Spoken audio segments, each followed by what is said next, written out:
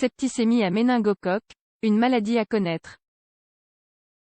La septicémie à méningocoque est une maladie grave, causée par la propagation des méningocoques dans le sang et dans plusieurs organes. Elle entraîne la formation de thrombus qui peuvent conduire à la gangrène et autres complications. La septicémie à méningocoque est une urgence médicale à traiter dans les plus brefs délais. Il s'agit d'une pathologie à progression rapide qui peut entraîner un choc ainsi qu'une défaillance simultanée dans plusieurs organes du corps. Cette affection est la conséquence d'une infection par méningocoque. L'Organisation mondiale de la santé estime qu'il y a environ 500 000 nouvelles infections de ce type par an.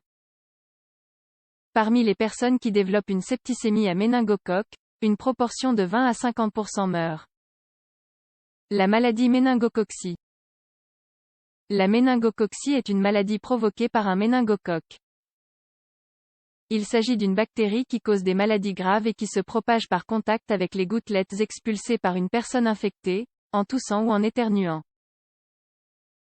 Certains individus sont plus sensibles que d'autres à cette bactérie, mais la science ignore pourquoi. Ce qui est certain, c'est que le micro-organisme envahit de façon progressive le nasopharynx. L'intervalle entre la contamination et l'apparition des symptômes est d'environ 10 jours, voire moins parfois. Ensuite, le méningocoque traverse la muqueuse et pénètre dans la circulation sanguine. La présentation la plus commune de ce type de maladie est la méningite, ou inflammation des méninges, qui sont les membranes qui recouvrent le cerveau et la moelle épinière. L'un des effets possibles de la méningococcie est la septicémie à méningocoque. Il s'agit d'une condition très grave avec un taux de mortalité élevé. De plus, les personnes qui survivent présentent des séquelles permanentes. La septicémie à méningocoque.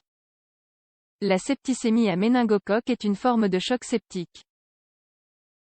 Le choc septique est une condition médicale dans le cadre de laquelle les tissus et les organes ne reçoivent pas suffisamment d'oxygène et de nutriments. Cela entraîne alors une mort progressive des cellules et une défaillance générale qui peut conduire au décès de la personne. D'autre part, la propagation du méningocoque dans le sang forme des caillots. Ces derniers rendent la circulation difficile dans un ou plusieurs organes ou membres. Ce qui engendre alors une gangrène. Paradoxalement, il y a également des hémorragies difficiles à contrôler. On estime qu'une personne sur 4 souffrant de cette maladie devra subir l'amputation d'un membre. De même, la septicémie entraîne des lésions sur la peau qui génèrent des cicatrices et donnent lieu à des difformités. Celles-ci sont souvent traitées avec une chirurgie et ont un processus de guérison très lent. Symptômes et manifestations. Les symptômes de la septicémie à méningocoque sont très larges. Une légère fièvre peut apparaître au début. Mais, dans de nombreux cas, elle se transforme en défaillance de plusieurs organes et mène au décès en quelques heures. En général, les 4 à 6 premières heures sont marquées par des symptômes communs à toute infection virale, fièvre, frissons, vertiges, nausées, maux de tête et faiblesse. Les diarrhées et vomissements sont également possibles. Outre ces manifestations, les symptômes typiques de la septicémie sont les suivants. Peau pâle et tacheté, respiration accélérée, tremblements dans les mains et pieds froids, somnolence et confusion, pression sanguine faible, douleur dans les articulations ou dans les membres, éruptions cutanées de type rash. L'éruption due à la septicémie ressemble à de petites taches rouges et brillantes. Elles peuvent s'agglutiner et prendre la forme d'ecchymoses récentes. Toutes les personnes souffrant de la septicémie à méningocoque n'en présentent pas diagnostic et traitement de la septicémie à méningocoque. La septicémie à méningocoque peut survenir avec ou sans méningite. Le diagnostic est généralement établi sur la base d'une analyse sanguine, d'un prélèvement nasal et pharyngé, d'une radiographie du thorax et d'un échantillon de sel. Par ailleurs, le traitement de la maladie a lieu dans un hôpital ou un centre médical, mais ne requiert pas d'isolement. L'approche conventionnelle comprend 4 mesures. Administration d'antibiotiques, ils doivent s'administrer le plus vite possible. En cas d'apparition visible d'un foyer septique ou infectieux, celui-ci doit être drainé fluide.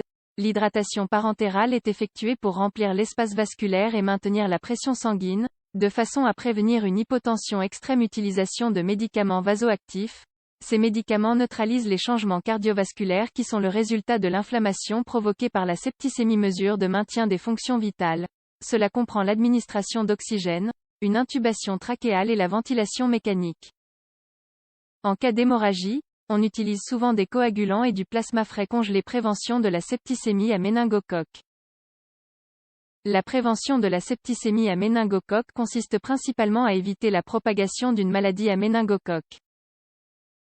Pour cela, il existe 2 vaccins disponibles. Vaccin antipneumococcique, il protège contre la méningite à pneumocoque. Il est couramment administré aux nourrissons et aux personnes de plus de 65 ans. On a émis l'hypothèse qu'il pouvait réagir de manière croisée et prévenir, par similitude, les infections à méningocoque. Toutefois, pour l'instant, il ne doit être considéré comme efficace seulement face au S. Pneumonie MNC, il offre une protection face à l'ensemble des méningocoques du type C. Il s'applique aux bébés et est accessible à toute personne de moins de 25 ans. Enfin, les vaccins ne protègent pas contre tous les types de méningocoques, mais ils réduisent la propagation des bactéries liées à ces maladies. Les autres lignes directrices en termes de prévention concernent la limitation du contact avec les personnes malades, le lavage fréquent des mains et l'hygiène des objets personnels.